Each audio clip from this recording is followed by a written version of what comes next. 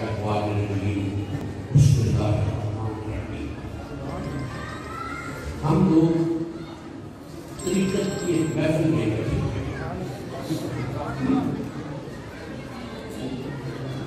ایک قرآن مجید کا ارشاد ہے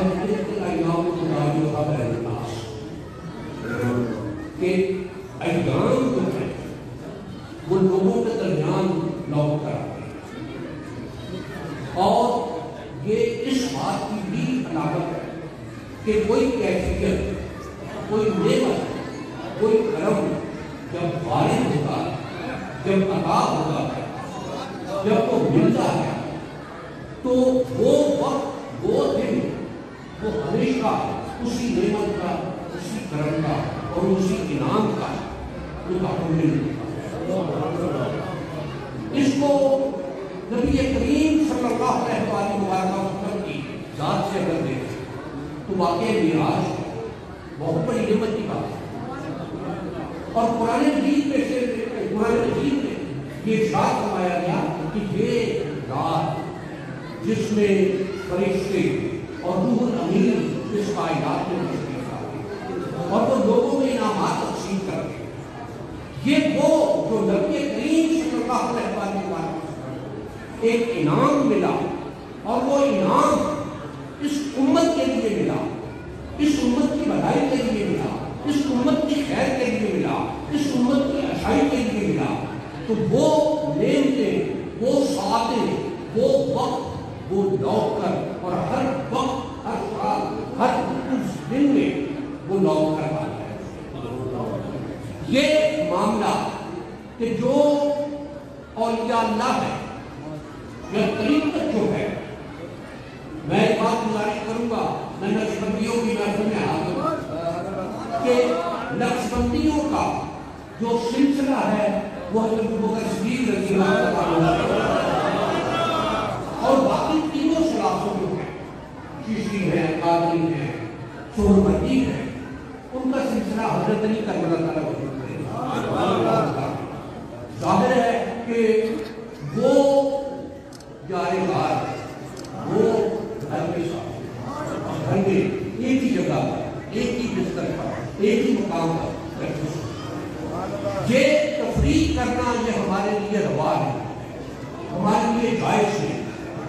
ہم کون ہیں، ہماری حیثیت کیا ہے، ہم کس قابل ہیں کہ ہم علی یا ابوبکر میں تفریق کریں کہ کون بہتر ہے، کون بہتر نہیں. جس کو اللہ کے رسول صلی اللہ علیہ وسلم نے پسند کیا وہ ہمارے سروں کے تاج.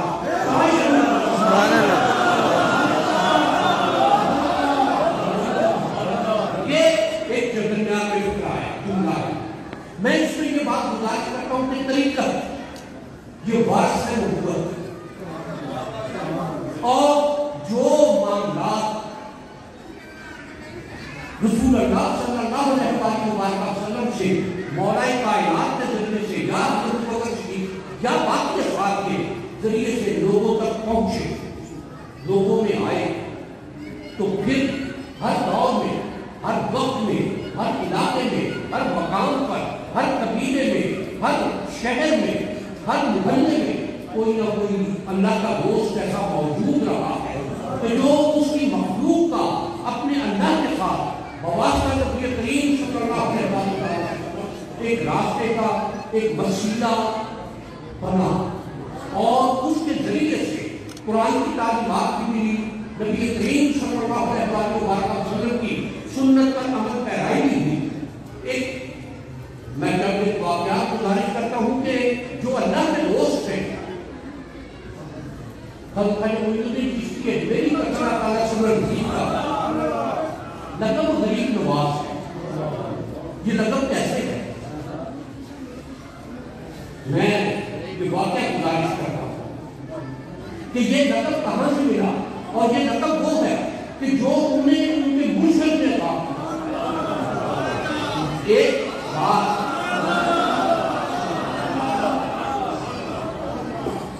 رات عشاء کی نماز کے بعد خواجہ غریب نواز اور ان کے پیر بھائی اپنے شہر کی خدمت میں حاضر.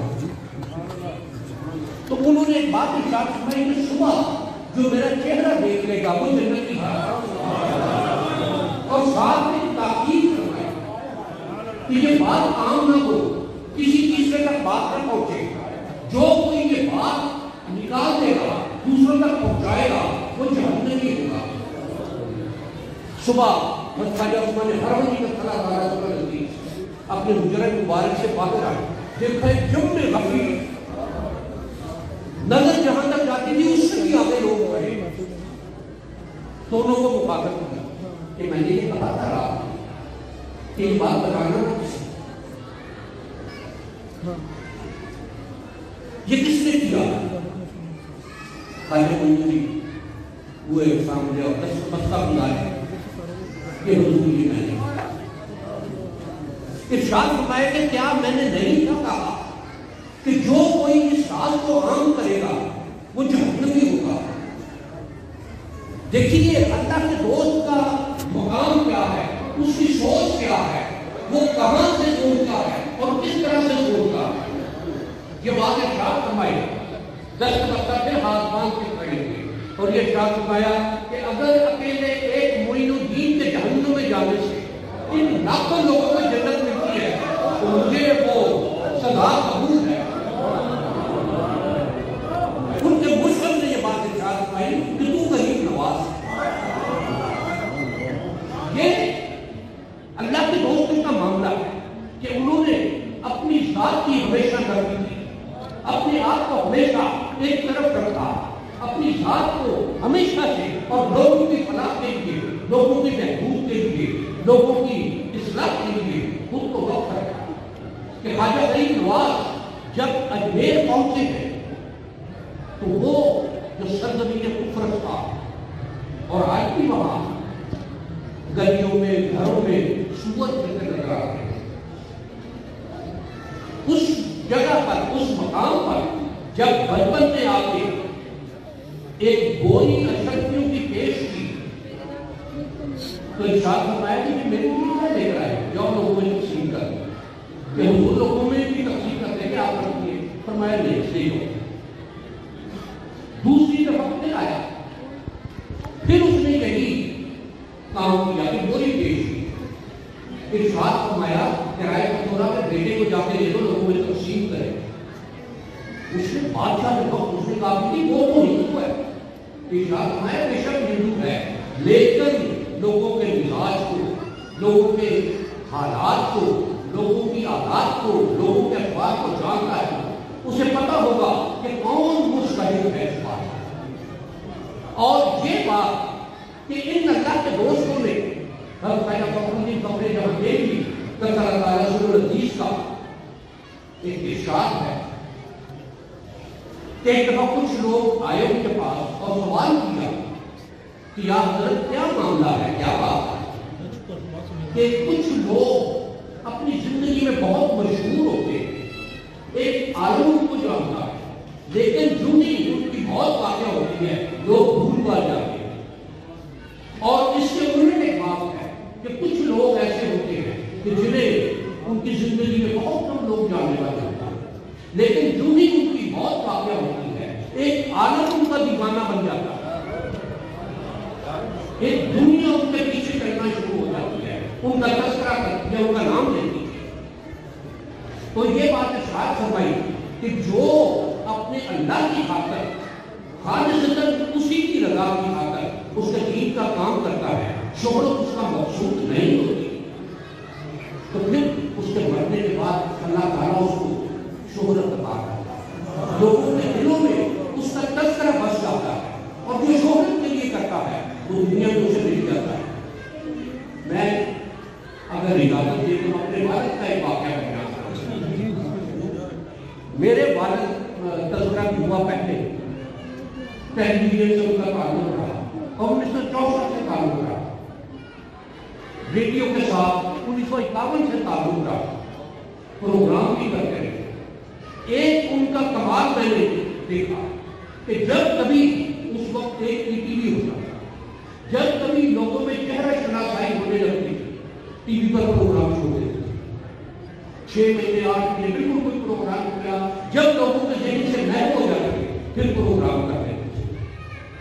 قرآن مجید کا ترجمہ میں یہ خواجہ فخرالدین فخر جہاں دہلوی کا اللہ تعالیٰ کی ذات کے حوالے سے اور ترجمہ کرنا قرآن مجید کا ان کا اور وہ ریکارڈ کروانا ایک کرامت سے کم شے نہیں ہے کہ صرف 40 دن میں ترجمہ کیا, ترجمے کی تصحیح کی, اس کو ریکارڈ کروایا اور ریکارڈنگ کی تصحیح کی.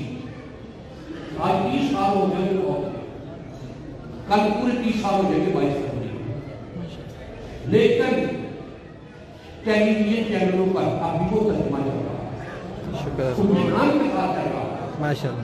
یہ ہے کہ جس بندے نے, جس شخص نے, جس اللہ کے دوست نے اپنی زندگی اللہ کے احکامات میں, اللہ کے حکم میں, اللہ کی خاطر گزاری, پھر کائنات میں اس کا نام اس طرح سے بچتا ہے, ڈنکا بچتا ہے کہ پھر کوئی سوچ بھی نہیں سکتا کہ یہ کیسے ہے. ایک بات اور ہے کہ میں اجازت طلب کروں گا کہ بابا فریدالدین مسعود کا صلی اللہ علیہ وسلم نزدیک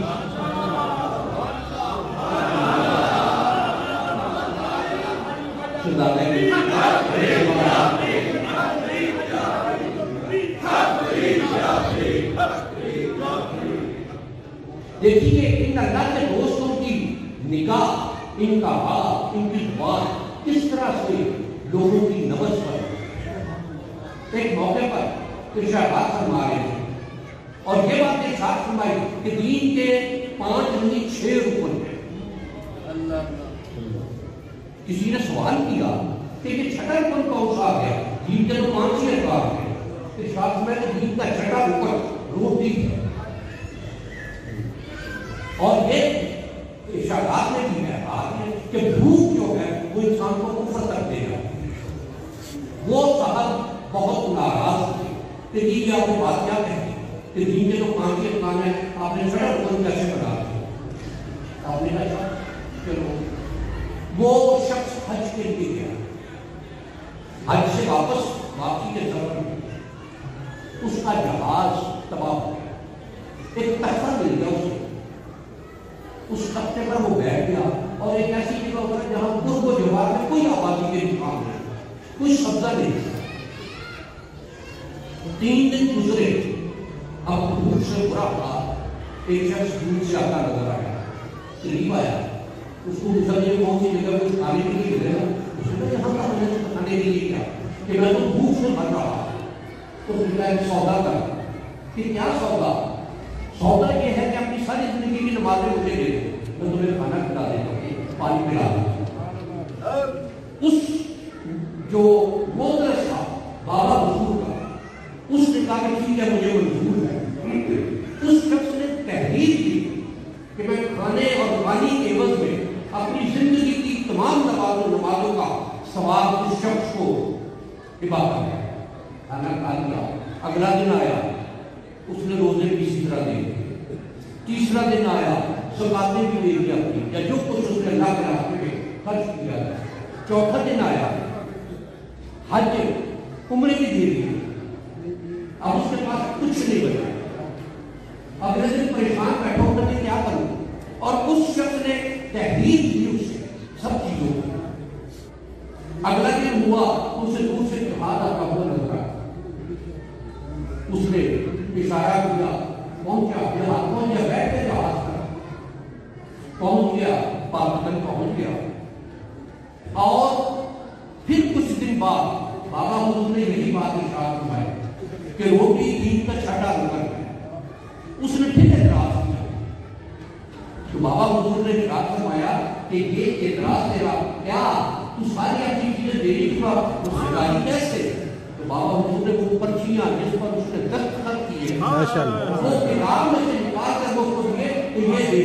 وہ اپنی تمام نمازیں, تمام روزے, تمام حج, تمام زکاتیں, تمام عمرے تو روٹی کے بدلے میں عبادت ہے. یہ اللہ کے دوستوں کا, اہل اللہ کا, اہل بدر کا, یہ لوگوں کی نماز پر بات ہے. اور اس کو ایک شعر یہ شعر دیکھتے کہ جہاں کہیں اللہ کا دوست بیٹھا ہے, جہاں کہیں اس نے اپنا مقام بنایا, جہاں کہیں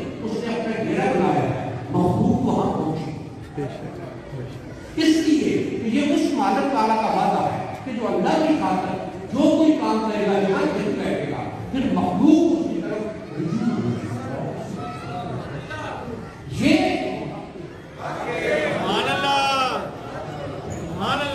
और इसको ये भी चीज देखिए कि दाता हुजूर की जात तकरीबन 1000 साल होने वाला है।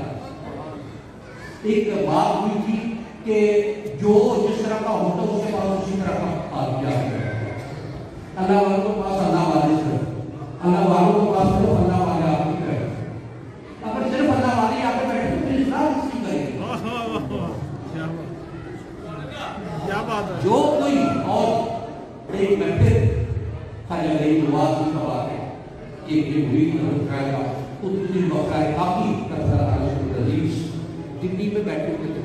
हाजी आगे एक दफा तशरीफ लाए दिल्ली में और ये बात शायद में ये बख्तियार बाबा क्या बात है, दिल्ली इतना बड़ा शहर है, आप इतनी बड़ी शख्सियत है तो क्या लोगों में काम ठीक तरह से नहीं कर रहे? तो गुजारिश पेश की कि लोग अच्छे नहीं सुभान उस मुश्किल के और सुभान उस मुरीद के। हाजी अली खड़े हो और ये बात कि बख्तियार बाबा चलो अजमेर चलते हैं, आप वहां पहुंच के लोगों की इस्लाह कीजिएगा और फकीर मोइनुद्दीन आपकी खिदमत गुजारी करेगा। ये एक शेख और मुरीद की बात है और मैं एक मुरीदी के हवाले से कि मुरीद कैसा होना चाहिए और अगर मुरीद की सिर्फ देखनी है तो उससे भी दूसरों उन्हें थोड़ा सा पढ़नी है।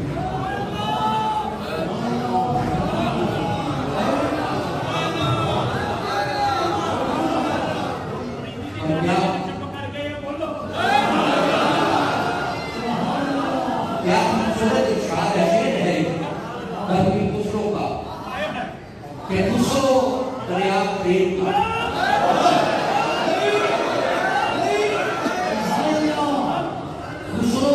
प्रेम का उल्टी बाकी भार जो उतरा तो डूब गया जो डूबा तो पार।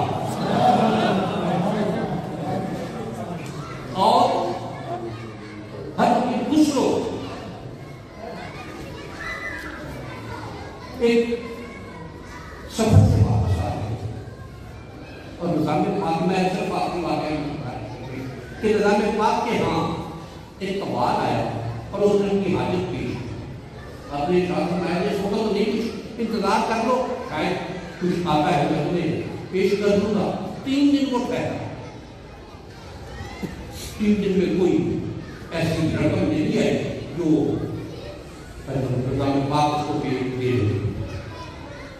तीसरे दिन उसने इजाजत अगर की तो आपने एक खड़ाने अपने पुराने जूते तो आपने ये मेरे पास बड़ा नाराज हुआ, लो जी बड़ा शोभना सुना तो ये जूते भी नहीं मुझे पुराने, इनको मैं क्या करूँगा।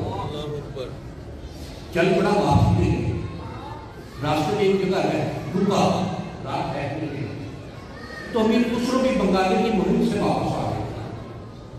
रात यकदम उठे देखिए पीर भी अपने मुर्शिद से मोहब्बत कि मुझे पीर भी आया ये बात इरशाद है कि मुझे मेरे शहर की खुशबू आ गई, मुझे पीर भी आया। लोग जो मुसाफिरीन से भागे दौड़े इधर उधर तलाश करते कि नहीं निजाम पाक तो दिल्ली में ही है। फिर यही इरशाद फरमाया कि मुझे पीर भी आया, मुझे मेरे शहर की खुशबू आ रही है। फिर भागे दौड़े लेकिन तीसरी वक्त गए। फिर जो मुसाहिबीन थे जो रंग शनाज थे जो मिजाज का शनाज थे वो उस सवाल को पकड़ कर ले गए कि ये सवाल है ये वहां से दिल्ली से ताजा यहाँ से होकर आया है। तो मैं बता उसने कहा कि बड़ी शोहरत सुनी थी 3 दिन पहले मुझे ये जूते मिले थे आप भेजिएगा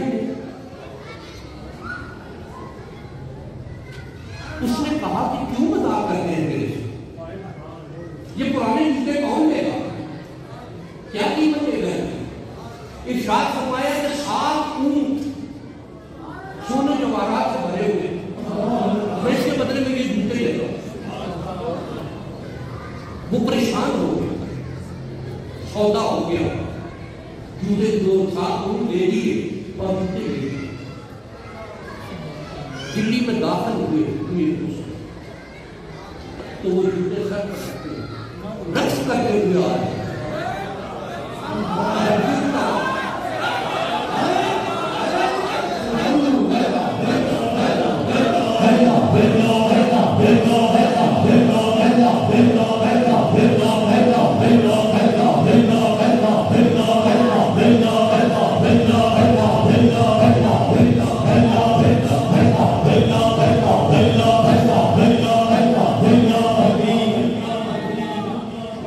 سامنے سے شہد آتے ہوئے نظر آ گئے۔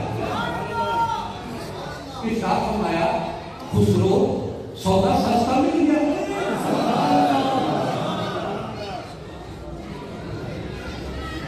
امیر خسرو نے گزارش کی کہ دینے والا کون ظرف تھا کہ میرے سے اگر میری جان بھی مانگتا تو میں دوسروں کے سر سے پیش کرتا۔ اور یہ مرید کی بات اور شہد کی بات یہ ہے کہ اگر شریعت اجازت دے، شریعت کی اجازت ہو تو میں خسرو کو اپنے ساتھ اپنی قبر میں دفن کر دیں گا۔ ہمارے تعالیٰ ہمارے بزرگوں کی محبتوں کا صدقہ ہمیں ان کے احکامات پر عمل کرنے کی توفیق عطا فرمائے۔